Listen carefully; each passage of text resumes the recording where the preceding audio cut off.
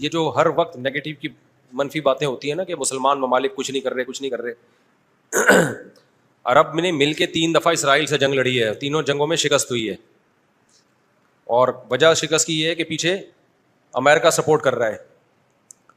تو کیونکہ اسرائیل سے لڑنے کا مطلب ہے کہ امریکہ سے لڑائی, اس وجہ سے شکست ہو جاتی ہے. تو وہ 3 دفعہ لڑ کے بیٹھ چکے ہیں, اب کیا کریں ہم. ہونا یہ چاہیے اگر تھوڑا سا بارڈر کھول دیں نا تو پوری دنیا کے مسلمان پیدل ہی اسرائیل کو فتح کر کے آ سکتے ہیں. اتنی بڑی تعداد میں مسلمان ہیں اور ان میں جانے کا جذبہ بھی ہے کہ تھوڑا سا بھی راستہ کھل جائے تو یہ پیدل ہی ہوتے ہوتے, اتنی بڑی تعداد ہے تو یہ 8-10 کروڑ تو ویسے ہی چلے جائیں گے. اسرائیل پہیاں پہیاں فتح کر کے آ جائیں گے, لیکن بات یہ کہ جانے نہیں دیتے, راستہ نہیں ہے. کیونکہ اگر مصر راستہ دیتا ہے نا, تھوڑا سا بھی راستہ کھولتا ہے, تو پہلے اسی بیس پہ اسرائیل مصر پہ اٹیک کر کے اس کے علاقے لے چکا ہے کہ مصر نے راستہ کھولا ہوا تھا مجاہدین کے لیے. تو اس بیس پہ اسرائیل نے آدھا مصر پہ قبضہ کر لیا, سمجھ رہے ہو. تو جب مصری ہاتھ سے نکل گیا ان کے, تو ایسا گچھی پکڑی ہے نا چاروں طرف سے. تو اب دیکھیں آگے ہوتا کیا ہے, اللہ خیر کرے.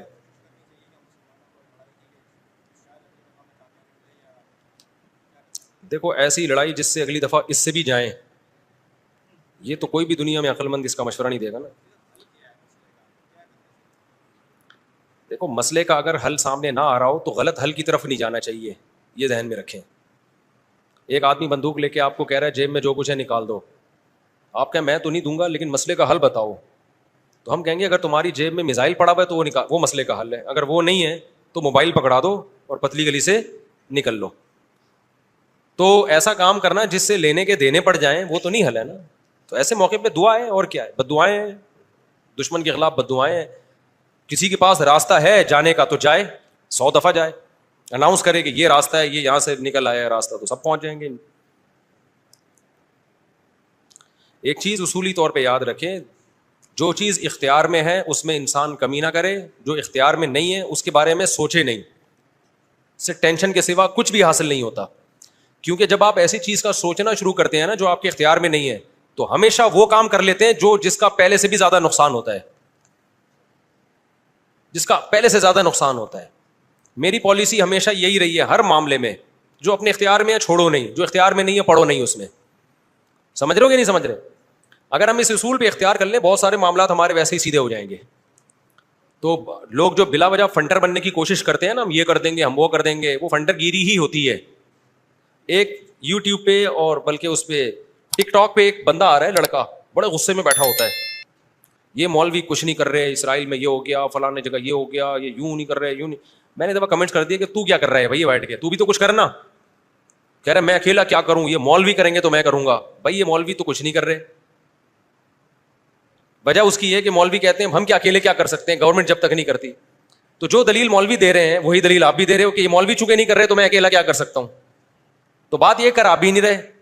یہ باتیں کرتا ہوا وہ اچھا لگتا ہے جو میدان جنگ میں جا رہا ہو, لڑ رہا ہو, اور دو بدو فائر ہو رہا ہو اور جہاد کر رہا ہو, اور کہہ رہے دیکھو مولوی کچھ نہیں کر رہے اور میں یہاں بم رکھ کے آ رہا ہوں وہاں پہ, اور شہید ہو رہا ہوں میں سب کے سامنے. جتنے اسکالر آ رہے ہیں یہ مولوی یہ نہیں کر رہے وہ نہیں کر رہے. بھائی تم بھی باتیں ٹھوکنے کے علاوہ کچھ بھی نہیں کر رہے ہو. تو مولوی وہ باتیں نہیں کر رہے جو تم کر رہے ہو, اس لیے کہ ان کو پتا ہے باتیں کرنے کا فائدہ نہیں ہے. تو کام وہ کرو جو کر سکتے ہو. سمجھتے ہو کہ نہیں سمجھتے؟ ایک خاتون نے اپنے شوہر سے کہا نا کہ سوئٹزرلینڈ جانے پہ کتنا خرچہ ہوگا, میں سوچ رہی ہوں کہ ہم سوئٹزرلینڈ چلتے ہیں, کتنا خرچہ ہوگا؟ اس نے کہا بالکل بھی نہیں. اس نے کہا کیوں نہیں خرچہ ہوگا؟ اس نے کہا سوچنے پہ کوئی خرچہ نہیں, سوچ ہی رہی ہو نا سوئٹزرلینڈ جانے کا. تو وہ بات کرنی چاہیے جو عملی دنیا میں ممکن ہو. اور دوسری بات یہ کہ علماء یا جو بھی بڑے لیول پہ جو لوگ ہوتے ہیں وہ بہت کچھ اندر اندر کر رہے ہوتے ہیں.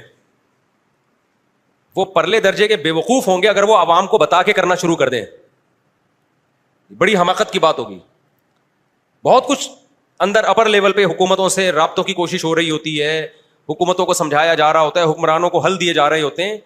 تو یہ نہیں ہوتا کہ جو بھی کر رہا ہے نا کہ میں جا رہا ہوں آرمی چیف سے ملاقات کے لیے, اسرائیل کے مسئلے پہ بات کروں گا, یہ میرا یوٹیوب چینل ہے آپ لوگ دیکھ لیں, میں جا رہا ہوں ٹاٹا دیکھو میں اپنی ذمہ داری کیا کر رہا ہوں پوری کر رہا ہوں. اسی طرح آرمی چیف کہے لوگوں میں جا رہا ہوں اسرائیل کے مسئلے پہ فلاں سے بات کرنے کے لیے, دیکھا آرمی زندہ باد. ایسا نہیں ہوتا.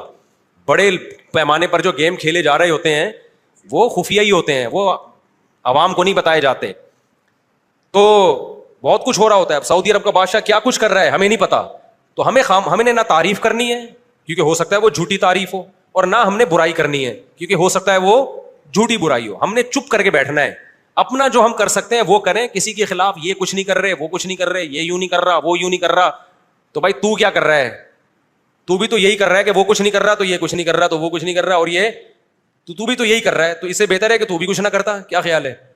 یہ جو حدیث میں آتا ہے کہ قرب قیامت میں یہودی پتھر کے پیچھے چھپے گا تو پتھر بولے گا کہ یہ میرے پیچھے یہودی ہے, فقتلہ یا مسلم ھذا یہودی ورائی فقتلہ, اس کو قتل کر دو. تو پتھر بولے گا کا کیا مطلب ہے؟ پتھر بولے گا مطلب پتھر بولے گا, پتھر کا باپ بھی بولے گا, آواز آئے گی, معجزہ ہوگا, تو ایک لڑائی ہوگی. لیکن خوب سمجھ لو, نبی صلی اللہ علیہ وسلم نے جو بھی پیش گوئیاں کی ہیں نا قرب قیامت کی, ان پیش گوئیوں کو محدثین فقہ کے ابواب میں ذکر نہیں کرتے, کتاب الاحکام میں ذکر نہیں کرتے, ان کو کتاب الفتن میں یا کتاب علامات ساعہ میں ذکر کرتے ہیں. احکام کا مطلب کیا ہے؟ یہ کرو, یہ نہیں کرو, یہ حلال ہے, یہ حرام ہے. تو جو آرڈر کی حدیثیں ہیں نا ان میں ذکر نہیں کرتے, یہ بتانے کے لیے کہ یہ علامتیں جب پورا ہونے کا ٹائم آئے گا خود ہی ہوں گی. ہم نے ان احادیث کو دیکھ کے خود سے کوئی کام نہیں کرنا ہے, ہم نے وہ کرنا ہے جو ابھی گراؤنڈ ریئلٹی ہمیں کرنے کا کہہ رہی ہے. نہیں یہی بات سمجھ میں؟ آپ نے سن لیا کہ حضرت عیسیٰ علیہ السلام قرب قیامت میں نازل ہوں گے, 100% ہمیں یقین ہے نازل ہوں گے. حضرت مہدی آئیں گے, 100% ہمیں یقین ہے حضرت مہدی آئیں گے. ہمیں پتا چلا جی شام میں حضرت عیسیٰ علیہ السلام نازل ہوں گے, ہم نے کہا ہوں گے نازل, یقیناً ہمارا عقیدہ ہے. آپ نے کہا چونکہ شام میں نازل ہوں گے تو چلو شام چلتے ہیں, اور اس مسجد میں جا کے آپ بیٹھ گئے اور اعلان جہاد کر دیا کہ اب میں یہاں سے قتال شروع کرتا ہوں, عیسیٰ علیہ السلام تو آئیں گے اور میری مدد کریں گے. پتا چلا آپ نے لڑائی شروع کی اور آپ کی ایسی کی تیسی ہو گئی اور عیسیٰ علیہ السلام آئے نہیں. آپ قیامت میں اللہ سے پوچھو گے, اے اللہ حدیث میں تو کہا گیا تھا کہ شام میں عیسیٰ علیہ السلام نازل ہوں گے, میں نے تو جنگ بھی شروع کر دی, سب کچھ ہو گیا, لیکن نازل نہیں ہوئے. تو اللہ جواب میں کیا کہیں گے؟ میں نے یہ تھوڑی کہا تھا کہ جب تو جنگ شروع کرے گا تو تیری مدد کے لیے آئیں گے. یہ میں نے کہا تھا آئیں گے, میں نے یہ ٹائم تھوڑی بتایا تھا. تم جو اپنا کام ہے وہ کرو, جب انہوں نے آنا ہوگا تو وہ آ جائیں گے. تم گراؤنڈ ریئلٹی کو دیکھ کے ٹائم گزارو, جب حضرت مہدی نے آنا ہوگا تو آئیں گے. اب ہر تھوڑے دنوں میں حضرت مہدی کی امید پہ کوئی تحریک اٹھتی ہے. سعودی عرب میں جو 1979 میں بغاوت ہوئی تھی, جنرل مشرف کی قیادت میں آرمی نے جا کے کنٹرول کیا تھا نا, وہ بغاوت کیا ہوئی تھی؟ وہ یہی کہ لوگوں نے کہا امام مہدی آنے والے ہیں, تو ایک بندے کو تیار کیا, کل تیرا حلیہ وہ ہے جو امام مہدی والے, تیرا نام بھی وہ, تیرے ابا کا نام بھی وہ, اور اس کو تیار کر کے بغاوت پہ اکسایا اور کہا کہ بس انقلاب آنے والا ہے, امام مہدی آنے والے ہیں, اور یہی آ گئے ہیں. نتیجہ نکلا عرب نے پاکستان آرمی کو بلایا, چاروں طرف سے گھیر کے سب کو لٹکا دیا انہوں نے پکڑ کے. تو اب وہ اللہ سے قیامت کے دن کہے کہ اللہ امام مہدی تو آنے والے تھے, اللہ کہیں گے میں نے کب کہا کہ ابھی آنے والے تھے؟ ٹھیک ہے نا, تمہیں زمینی ایک مضبوط ریاست ہے, ایک حکومت ہے, پرامن حکومت ہے, آپ بیت اللہ میں اس کے خلاف بغاوت کر رہے ہو یار, جہاں خون بہانا منع ہے. احکام کی حدیثیں جب فقہا بیان کریں گے نا اس میں علامات ساعت نہیں ہوتی. احکام کی حدیثوں میں فقہا کیا بیان کرتے ہیں؟ احکام کا مطلب جو آرڈر سے متعلق, ان میں مسلم کی حدیث ہوگی, بخاری کی حدیث ہوگی, اسمعوا واطیعوا ولو سلط علیکم رجل حبشی کأن رأسہ ذبیبہ, سنو اور اطاعت کرو, تم پر حبشی غلام بھی مسلط ہو جائے. جب بادشاہ بن گیا, جب وہ حکومت کا جب حاکم بن گیا تو آپ اس کے خلاف بغاوت نہیں کرنی. مسلم کی حدیث ہے جب مسلمانوں کا ایک امیر بن جائے, جو اس کے خلاف کھڑا ہو, کائنا من کان فقتلوہ, جو بھی کھڑا اس کو قتل کر دو تاکہ مسلمانوں کا اتحاد نہ ٹوٹے. یہ احکام کی حدیثیں ہیں. سمجھ میں آ رہی ہے بات؟ تو ہم نے ان احکام کی حدیثوں کو فالو کرنا ہے, اور جو قیامت سے متعلق ہیں ان پہ یقین رکھنا ہے, ان میں امیدیں ہیں ہمارے لیے کہ ایک دن اللہ ہماری مدد کرے گا. ہم سے نہیں ہوگا تو عیسیٰ ابن مریم کو نازل کرے گا, اور عیسیٰ ابن مریم تو وہ ذات ہیں جن کا یہودی بھی انتظار کر رہے ہیں, عیسائی بھی اور مسلمان بھی. یہودی ان کو کہتے ہیں مسیح دجال, معاذ اللہ, وہ کہتے ہیں ہماری مدد کی, جو یعنی ان کو عیسیٰ تو نہیں مانتے وہ, لیکن وہ ساری علامتیں فکس کر دیتے ہیں کس پہ؟ کیونکہ ان کی کتابوں میں بھی ہے نا. تو شرارت کر کے حضرت عیسیٰ سے ہٹا کے وہ اپنے کسی نجات دہندہ کی طرف لے کے جاتے ہیں. عیسائی کیا کرتے ہیں؟ عیسیٰ ابن مریم نازل ہوں گے ہماری مدد کے لیے, یعنی عیسائیوں کی مدد کے لیے. اور مسلمان کیا کہتا ہے؟ بھائی عیسائی مذہب بھی باطل ہے, یہودی مذہب بھی باطل ہے, منسوخ شدہ مذاہب ہیں. عیسیٰ ابن مریم حق کی خاطر آئیں گے, اور حق مذہب کیا ہے؟ ان دین عند اللہ الاسلام, اور اس میں اسلام کے پاس صرف نرے دعوے نہیں ہیں, دلائل بھی ہیں. اسلام کو آپ کمپیئر تو کریں دوسرے مذاہب سے, کوئی جوڑ ہے ہی نہیں اسلام اور اسلام کے مقابلے کا. تو حضرت عیسیٰ کے نزول کا تو صرف غامدی صاحب نے انکار کر دیا ہے, ورنہ تو حضرت عیسیٰ کے تو تمام آسمانی مذاہب ان کے نزول کے قائل ہیں. لیکن کمال کی بات ہے کہ غامدی صاحب اتنی بڑی بڑی چیزوں کا انکار کر کے بھی ایک مذہبی اسکالرز اور براڈ مائنڈیڈ اور ان سے علمی اختلاف, ٹھیک ہے نا. اور رفع الیدین کا مسئلہ جو ہمیشہ سے اختلافی ہے, اس میں ہم گمراہ بھی ہیں, اندھے مقلد بھی ہیں.